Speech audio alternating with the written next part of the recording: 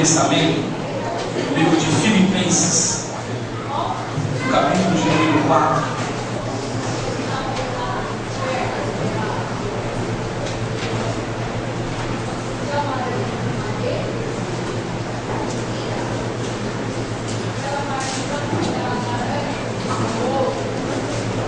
Filipenses, no capítulo número 4.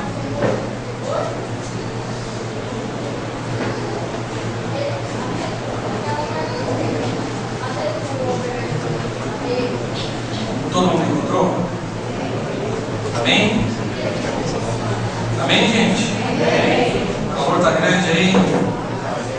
Aqui em cima é bem quente, viu? Filipenses, no capítulo de número 4. Mesmo sentado, eu quero ler uma palavra para você, versículo 1 até o versículo de número 7. O texto fala assim: portanto, meus irmãos, amados e muito saudosos, minha alegria e coroa, sim, amados, permanecei deste modo, firmes no Senhor.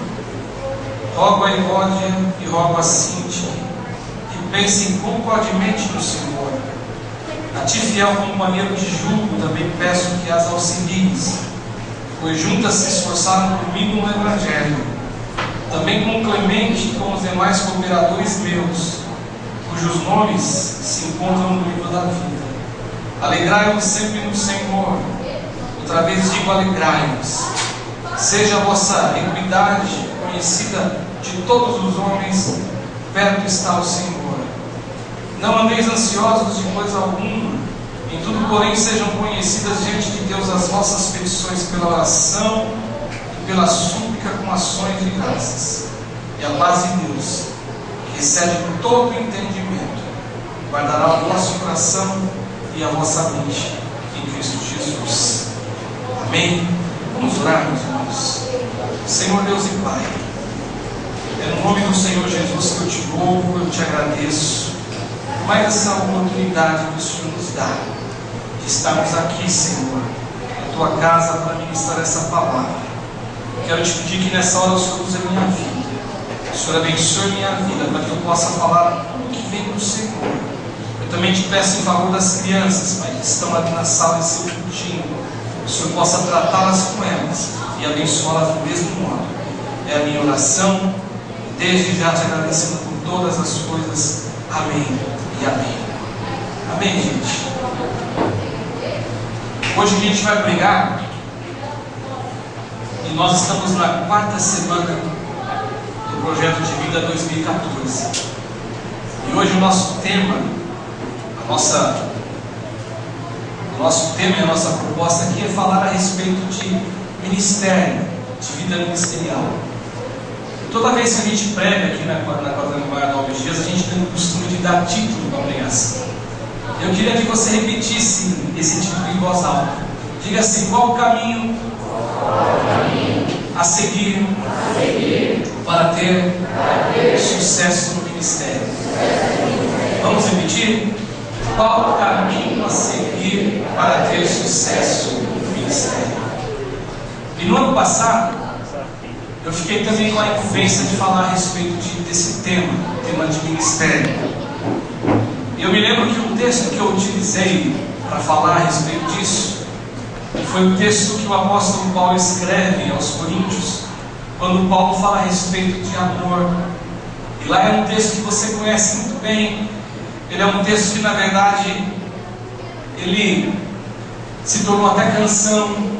Eu disse hoje pela manhã, na voz de um cantor aí famoso, Renato Russo, cantou aquela música: ainda que eu falasse a língua dos anjos, ainda que eu fizesse tantas coisas, todavia não tivesse amor, nada valeria.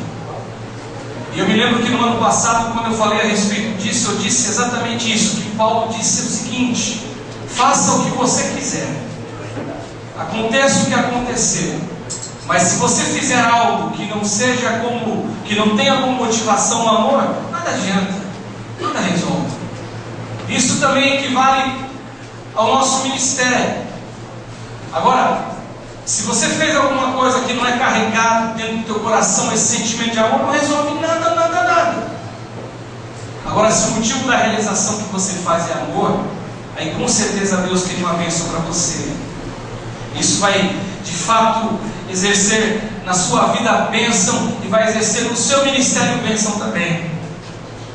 E eu me lembro que eu dei um título para o sermão dizendo assim que exercendo o ministério em amor. Hoje, o texto que Deus colocou no meu coração para falar com vocês, ele é um texto que, na verdade, quando você olha para ele não tem nada a ver com o ministério. Ele não tem uma pegada direta, um foco direto para falar a respeito de ministério. Todavia, ele é um texto que eu gosto muito dele. Ele é um texto que, inclusive, tem um versículo de número 6, quando Paulo fala a respeito de ansiedade, quando Paulo trata a respeito dessa dúvida, do medo do amanhã. Esse foi um dos primeiros versículos que eu também memorizei, junto com outros grandes, outra quantidade grande. Mas ele não fala a respeito de ministério. Mas eu gostaria de fazer a aplicação hoje nesse texto, falando de ministério, a respeito disso. Então, na verdade, o texto, ele está dizendo uma outra coisa. Ele não está falando para a gente ir a respeito deste ministério, mas eu quero falar de ministério. E uma coisa que eu falei hoje pela manhã, que eu quero repetir aqui hoje, nesse instante, na verdade, gente, quem de nós que exerce o ministério na igreja, que não tem o desejo de que o ministério que a gente exerça seja um ministério vitorioso? Todos nós. Eu não sei qual é o ministério que você exerce, eu não sei qual é o ministério que você tem de repente, aonde você congrega na tua igreja, mas, por exemplo, eu olho aqui para a nossa igreja e eu sei que algumas pessoas exercem o ministério. Tem um dom que Deus deu a eles para que eles façam alguma coisa. E, na verdade, o desejo do coração, eu tenho certeza que esse dom que você exerce, seja um dom que você exerça de uma maneira que você consiga atingir o sucesso e que você consiga a satisfação. Agora, o que é importante, o que vale a gente colocar aqui, que essa satisfação, ela não é uma satisfação humana, para que você diga para si mesmo: olha, como eu sou bom, como eu consigo fazer as coisas, nada disso.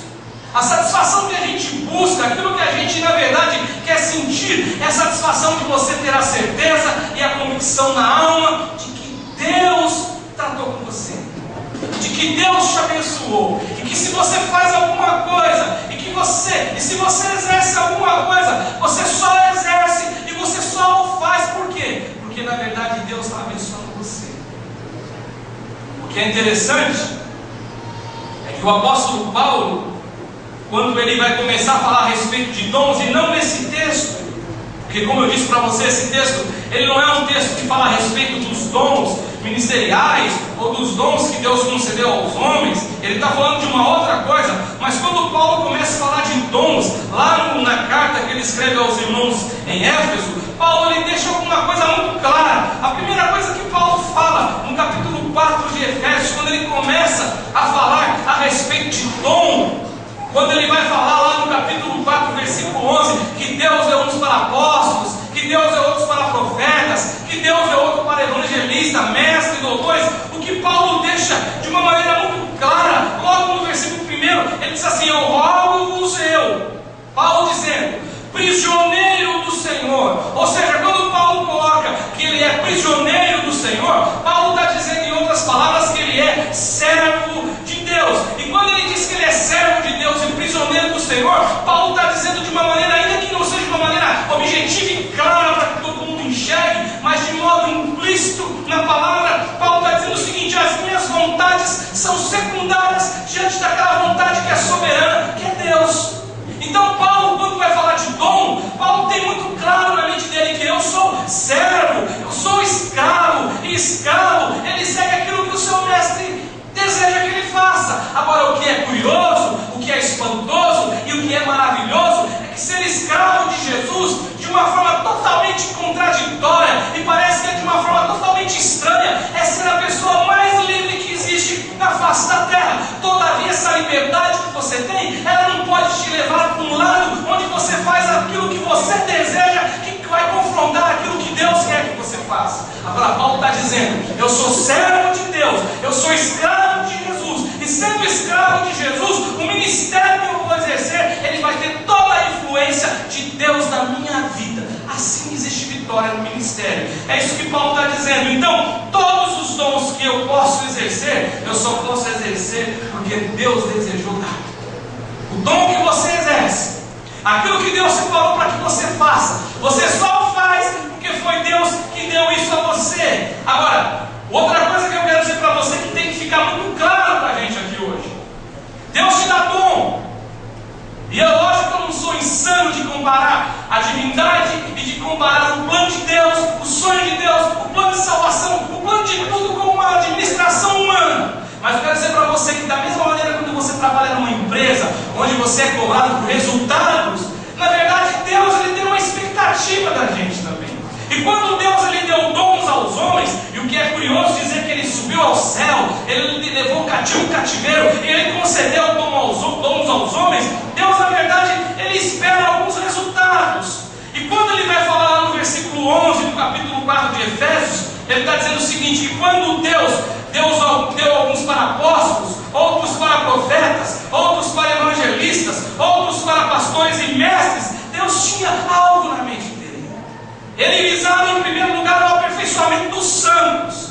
Ou seja, o dom que você exerce não é para que o teu nome seja glorificado, não é para que você apareça, não é para que alguém diga para você: puxa, como você é bom de exercer esse dom. Pelo contrário, o dom que Deus nos deu, os dons que foram distribuídos a cada um de nós, eles só existem para que os santos sejam aperfeiçoados.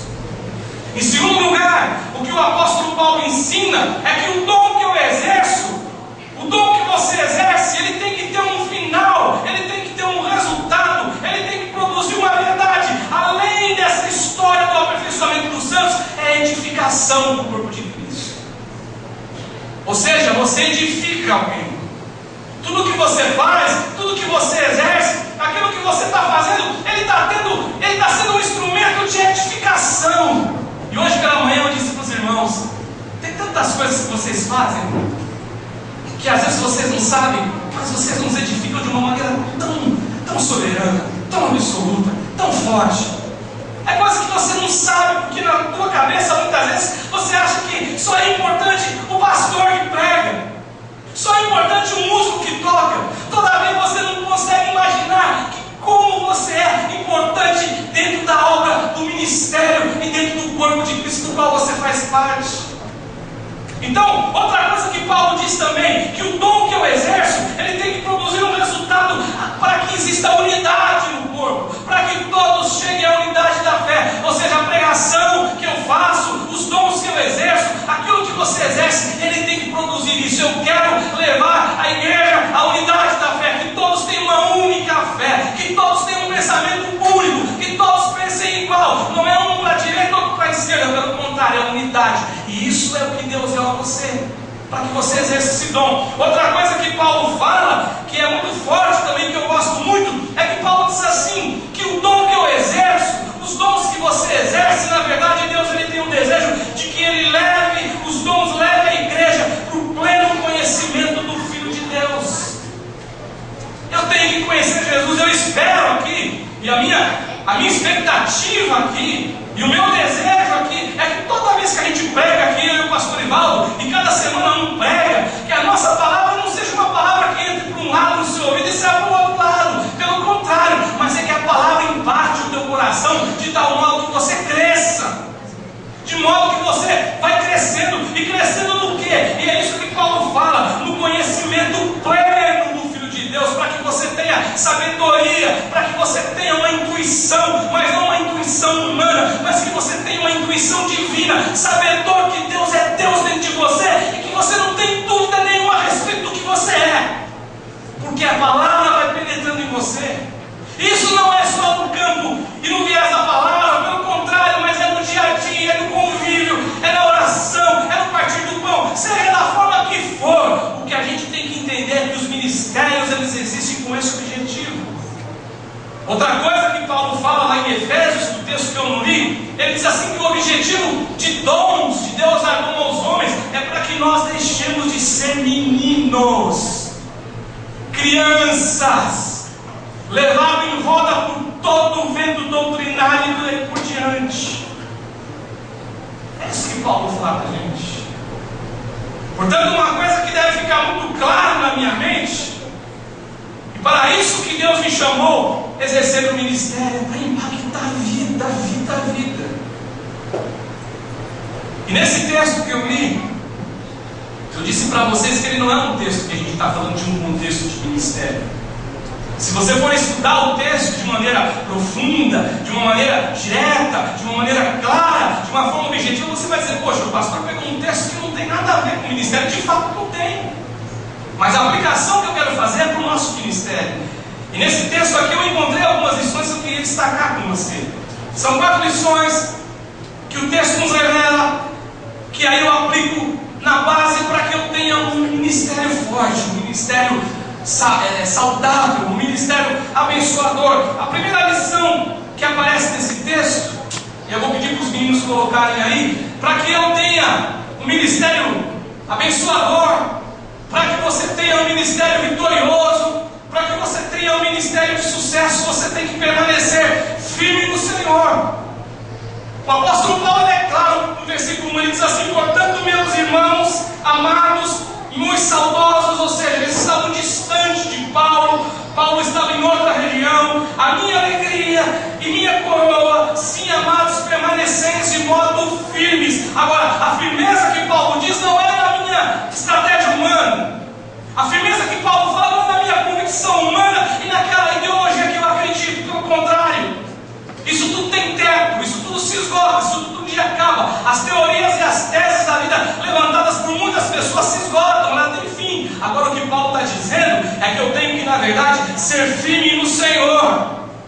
O que eu acho fantástico, meus irmãos, é que Paulo, ele é o seguinte: Paulo não é aquele tipo de gente que fala assim: faço o que eu falo, mas não faço o que eu faço.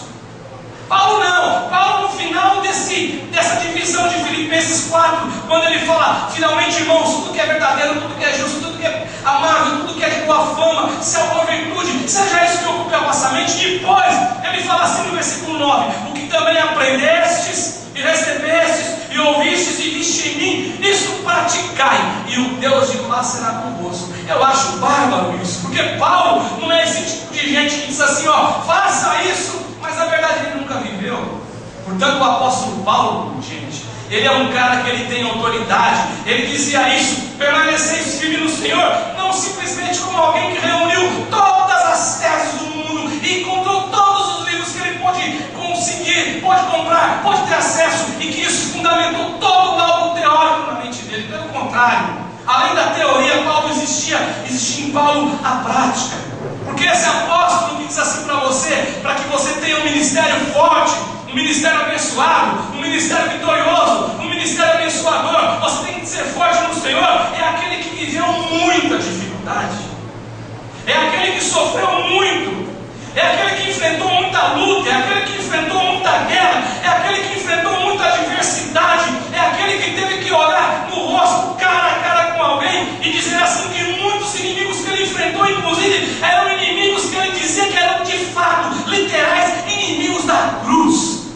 Este Paulo aqui que fala para você ser firme no Senhor, para que você desenvolva um ministério firme no Senhor, ele é o Paulo que diz assim que muitos na época dele pregavam o Evangelho por interesse, pregavam o Evangelho pensando que na pregação do Evangelho eles fossem causar mais dor em Paulo. Ou seja, Paulo é um cara que vivenciou tudo isso, não é alguém que diz isso simplesmente da boca para fora. Todavia, este Paulo que sofre, que luta, se você ler lá em Coríntios, quando Paulo fala que ele ficou uma noite inteira na voragem do mar, ele ficou nas estradas com perigo de salteadores, Paulo vivenciou tudo que você pode imaginar. Todavia, no final da vida, este é o Paulo que se apresenta diante da igreja, escrevendo uma carta para Timóteo, e ele diz o seguinte: eu combati o bom combate, completei a carreira, guardei a fé, já agora a coroa da justiça me está guardada, a qual o Senhor, reto juiz, ele é reto juiz. Paulo não tem dúvida a respeito do que Deus é na vida dele. Ele é reto, ele é um Deus verdadeiro, ele é um Deus que não trata ninguém com diferença. E ele fala assim: esse Deus, ele vai me dar essa coroa, mas não somente para mim, para todos aqueles que desejarem amar a vida dele. Este é Paulo. Agora, meu irmão, isso não é diferente com você, isso não é diferente comigo.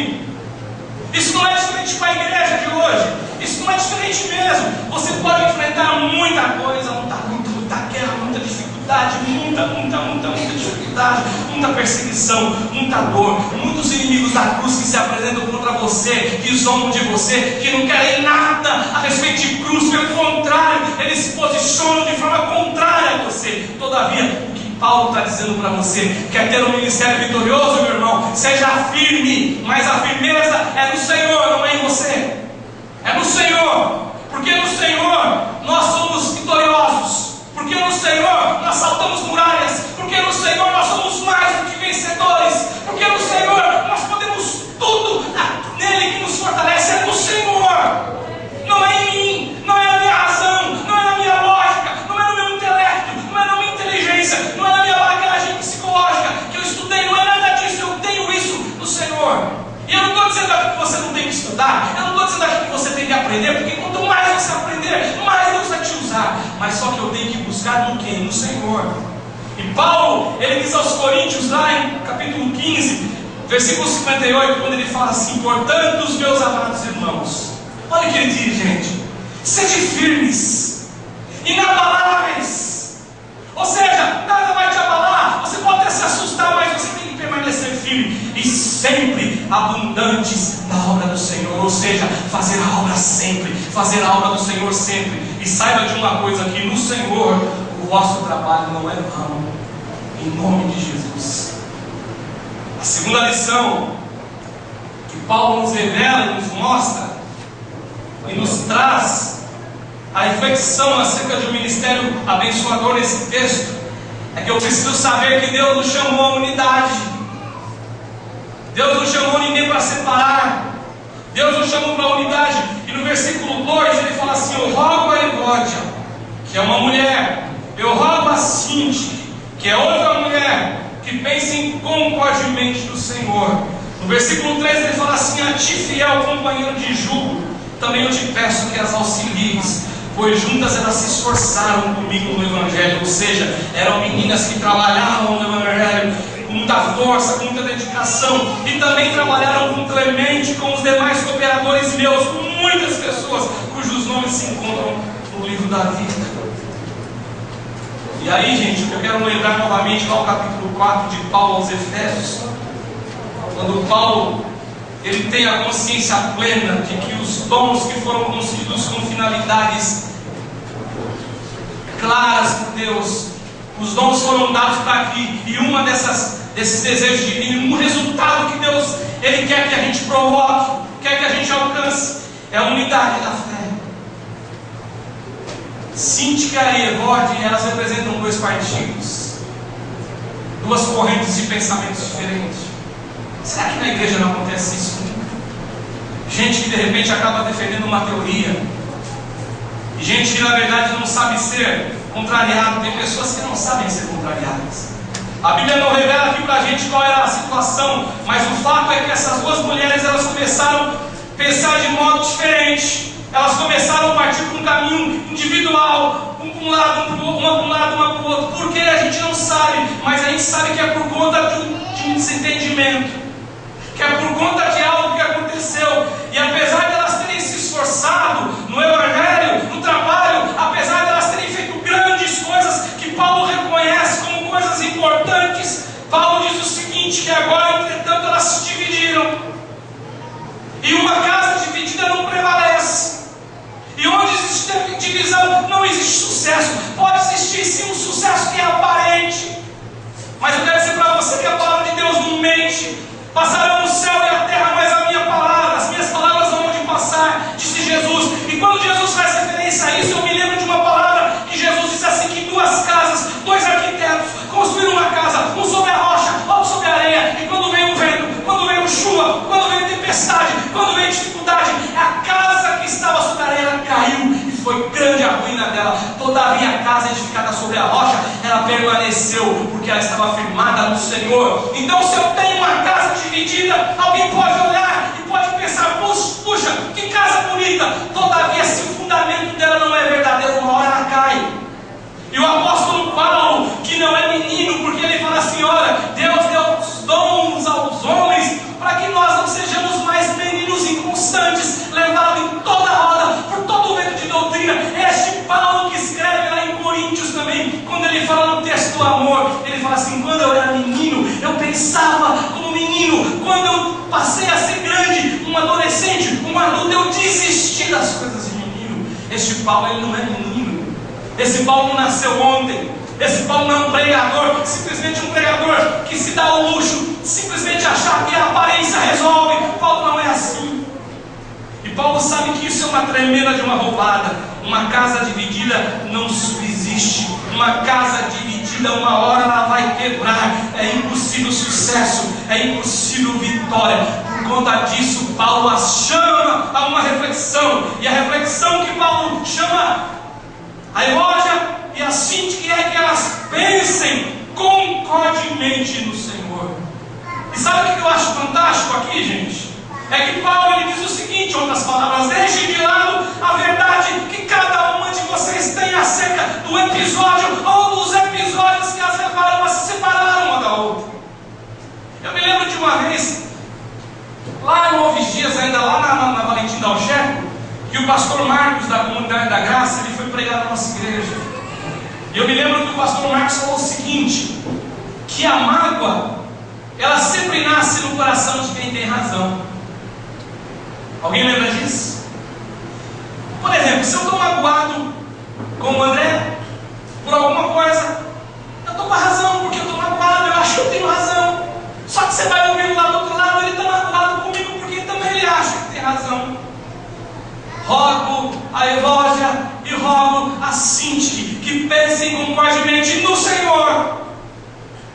É no Senhor que tem que ter a base. Ou seja, o que Paulo está dizendo é o seguinte: que a verdade que cada uma delas carregava, que a verdade que cada uma delas expressava acerca do episódio que elas vivenciaram, Paulo está dizendo assim: mas a verdade absoluta divina dos céus, a vontade de Deus soberana sobre a vida de vocês, é que Deus nos chamou para viver em unidade, ponto final. Como diria lá o artista Zé Fini, não tem conversa.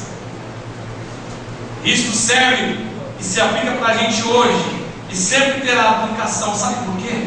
Porque eu estava me lembrando, quando eu estava estudando essa palavra, que lá no capítulo 17 de João, quando Jesus ele faz aquela oração sacerdotal, o Senhor Jesus ele fala assim, lá no capítulo 17, versículo 21, ele fala assim: a fim de que todos sejam um, e como és tu, ó Pai, em mim e eu em ti, sejam eles em nós, para que o mundo creia que tu me enviastes. A gente lê muito a Bíblia, mas a gente não faz a reflexão acerca daquilo que a gente lê. Uma vez eu ouvi um pastor pregando dizendo o seguinte, gente: o mundo não está interessado na tese, na proposta do Evangelho. O mundo quer ver frutos de você. O apóstolo Paulo fala assim que ele era uma carta aberta. Eu não sei qual carta você é, meu irmão. Eu não sei qual carta você é. Eu não sei qual é o tipo de leitura que as pessoas fazem quando olham para você.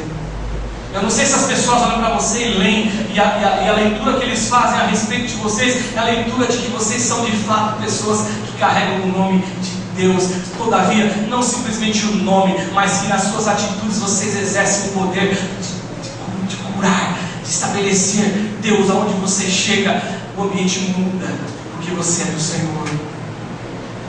E o apóstolo Paulo está dizendo é que a gente tem que olhar para essa unidade. O que Jesus está dizendo aqui é que o mundo só vai crer na mensagem do Evangelho quando o mundo perceber que existe unidade na gente.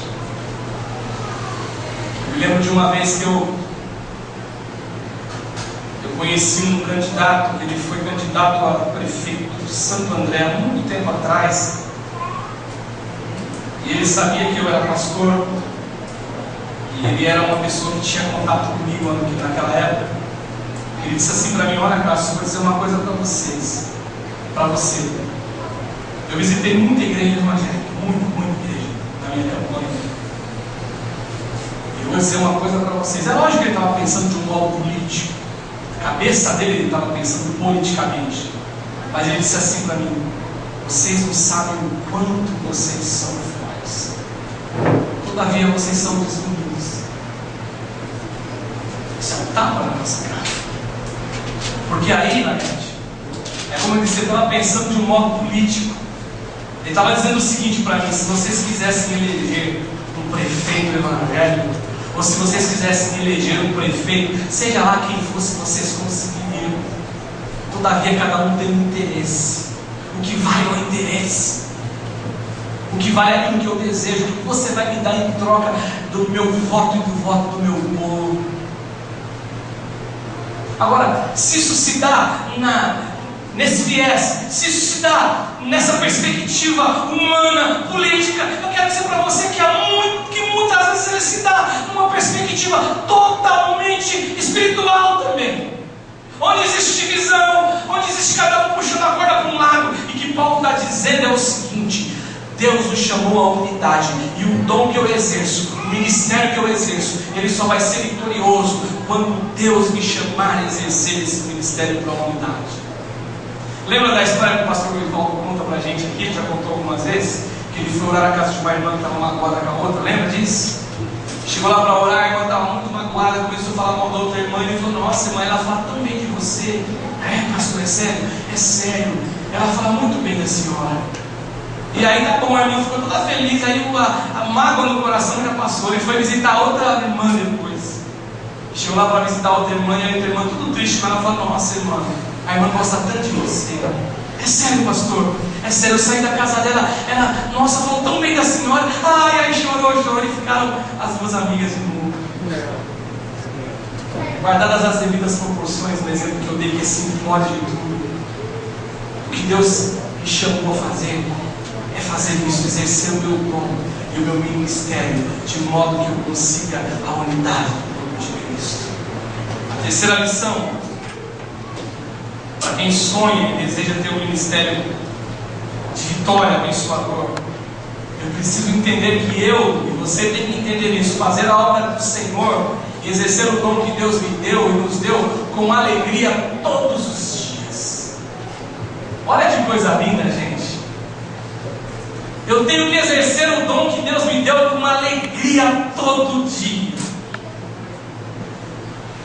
Quando a gente faz a mensagem para mandar para os pontos de pregação, se bem que os pontos de pregação eles estão ainda de férias, eles voltam semana que vem, né? Na outra semana, semana que vem, a gente coloca lá uma questão para reflexão que a gente quase nunca usa. Mas hoje eu coloquei assim, ontem quando eu estava digitando, eu coloquei assim: o ministério que Deus deu para você, o dom que Deus te deu, você encara como presente ou como fardo? O que é para você o ministério? É um dom que Deus te deu, que você encara como um privilégio, como presente, como algo que você não merecia? É graça, é favor imerecido. Ou seja, é um privilégio trabalhar, é um privilégio ser pastor, é um privilégio ser um músico, é um privilégio fazer parte desse grupo de pessoas que anunciam um reino, que é um reino que não é terrestre, mas é um reino dos céus, que todavia eu carrego essa convicção, ainda vivendo na terra. Ou isso é um fardo para você, meu irmão? Eu posso dizer para você com muita verdade diante de Deus que me vê, me ouve e me enxerga, que para mim é um privilégio, porque eu não merecia. É graça absoluta, é graça pura, porque senão não estaria aqui. Por tudo que você pode imaginar, não estaria. Agora, Paulo ele fala assim: alegrai-vos. Agora, olha que interessante, versículo 4, ele fala assim: alegrai-vos sempre. Agora, note que ele diz o seguinte: alegrai-vos, mas tem uma atitude que ele quer tratar com você. Essa alegria, ela é contínua, ela é todo dia, ela é todo instante, ela é todo momento, ela é todo segundo. Ela é hoje, ela é amanhã, semana que vem, o mês que vem, o ano que vem, daqui 5 anos, daqui 10 anos. Ele diz: alegrai-vos sempre. Agora, essa alegria ela não se acaba nunca. Aí alguém pode dizer para mim: ah, pastor, pode parar. Pode parar que você está falando besteira. Sabe por quê? Isso é impossível. É impossível alguém ser alegre sempre. Vai existir momentos de tristeza, de angústia, de dor, é verdade. Aí eu vou dizer para você: você tem razão, é impossível. É impossível ser alegre sempre. Mas quando a projeção da alegria está projetada aqui, no coração, na vida, na circunstância, no carro que eu tenho, na casa que eu tenho, naquilo que eu pretendo ter. Agora, quando a alegria é no Senhor, meu irmão, aí com certeza eu tenho uma capacidade de dizer alegrai-vos sempre, porque a alegria do Senhor é a nossa força. Muito bem diz a palavra de Deus. Então alguém possa dizer assim: olha, não tem como alegrar, é impossível. Mas a alegria que Paulo se refere, que é interminável, que não se esgota, que não se acaba, que é eterna, essa alegria que Paulo está dizendo é essa alegria que vem do Senhor. E fazer o dom, ou melhor dizendo, fazer a obra e exercer o dom que Deus te deu, você pode ter um momento de tristeza, porque tem, meu irmão. Tem gente que você aposta tanto, que você acredita tanto, que você dá todas as fichas naquela pessoa, você fala: não, mas isso aí eu boto minha mão no fogo com ele, e quando você vê não acontece nada, não vai para frente, não evolui, e às vezes por coisas tão simples, tão pequenas, essa pessoa abandona. Às vezes é o desânimo que vem sobre a nossa vida diante da luta, e Paulo vivenciou isso na pele. Olha o que ele diz no capítulo de número 3, no versículo 18, que é um capítulo atrás do que nós lemos, quando Paulo fala de desânimo que ele tinha, às vezes, de tristeza que ele tinha por conta de inimigos que se levantavam. Ele fala assim: pois muito andam entre nós, ou seja, gente que faz parte do nosso convívio, da nossa existência, dos quais repetidas vezes eu vos dizia, e agora eu vos digo, até chorando, que são inimigos da cruz de Cristo. É gente que anda no nosso meio, é gente que parece crente, é o Denorex, parece mais um médico. É gente que anda para lá e para cá, que até carrega a Bíblia. É gente que até fala que é amiguinho, ele não é batizado, mas ele é simpatizante, às vezes não. Ou de repente ele até é batizado, mas ele é inimigo de fato. E ele é inimigo de fato, não é o teu inimigo, ele é inimigo literal da cruz. Era isso que Paulo vivenciou. Todavia, esse Paulo que chora, esse Paulo que sente tristeza na alma, ele é o Paulo que escreve: alegrai-vos sempre no Senhor. Outra vez eu digo, alegrai-vos. E essa alegria é no Senhor, essa alegria é em Deus, essa alegria não é humana, essa alegria vem daquele que é poderoso e é capaz de produzir todo o sentimento de alegria dentro de você. Eu não sei se você já vivenciou alguma situação que você ficava reclamando, porque se você não reclamasse, literalmente trazendo a palha-som da sua murmuração, mas era uma murmuração interna que ninguém vê, todavia Deus vê. E aí você perde aquilo que você tinha. Aí você para pensar e você fala: puxa, como eu era feliz, não sabia. Irmão, se você me perguntar: pastor, você é feliz? Eu vou dizer: sou feliz. Mas sem demagogia nenhuma, não preciso disso. Eu sou feliz. Tenho uma família, a minha família serve ao Senhor, os meus filhos adoram o Senhor, a minha casa serve ao Senhor, eu faço parte de uma família que é uma família maior do que a minha, que são vocês. Eu me sinto muito bem. Toda vez que eu entro aqui, eu fico feliz, porque aqui eu estou na casa de Deus. Então eu sou feliz. Aí se você me perguntar: pastor, chegou algum momento que você ficou triste? Sim. Passou um momento de dificuldade? Sim. De ansiedade? Sim. De preocupação? Sim. Todavia, eu quero dizer para você que mesmo diante de tudo isso, eu sou feliz. Porque a minha felicidade, ela tem uma estrada, ela tem um norte, ela tem uma direção. Eu estou olhando para o autor e consumador da minha fé, Jesus de Nazaré. Última lição. Paulo nos revela para que a gente tenha um ministério vitorioso, abençoador. Eu preciso fazer a obra do Senhor, exercer o dom que Deus me deu e nos deu, no caso aí, por meio de oração, sempre, sempre, sempre. A oração, ela é a arma mais poderosa que você tem, meu irmão. Agora, oração, para orar, tem que ter treino. Uma vez eu me lembro que eu estava dando aula lá na igreja do Ferrazópolis, e eu era professor dos jovens. A gente tinha uma turminha de jovens que o negócio deles não era oração. Não era. Eles não oravam nunca. Ah, pastor, você está jogando? Mas se eles não iam nem no culto de oração, quanto mais orar, meu irmão, não tem jeito. Quem pode vir e não vem porque não quer vir, é difícil orar em casa. Eu falei: quem gosta de orar? Quando eles levantaram a mão, eu falei: irmão, vamos ser sinceros, pai. Vamos parar com isso. Oração é treino, meu irmão.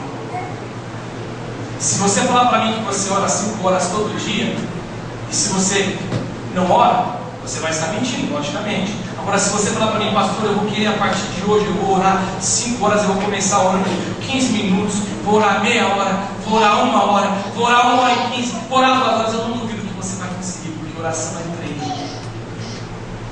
Agora, ela é necessária. O pastor Evaldo um dia pregou aqui a respeito de rotina. Eu já disse isso algumas vezes, eu não estava aqui nesse dia, eu estava fora, eu não estava aqui no final de semana. E quando eu peguei o esboço da pregação do pastor Evaldo, eu falei, caramba, mas rotina abençoadora? Eu não entendi muito bem quando eu vi o título, mas quando eu comecei tudo que ele pregou, eu entendi o que ele estava dizendo. A rotina, às vezes, ela me impulsiona a um momento de oração com Deus. Será que eu te explico, por exemplo, na prática comigo? Eu leio bastante a Bíblia. Eu leio bastante.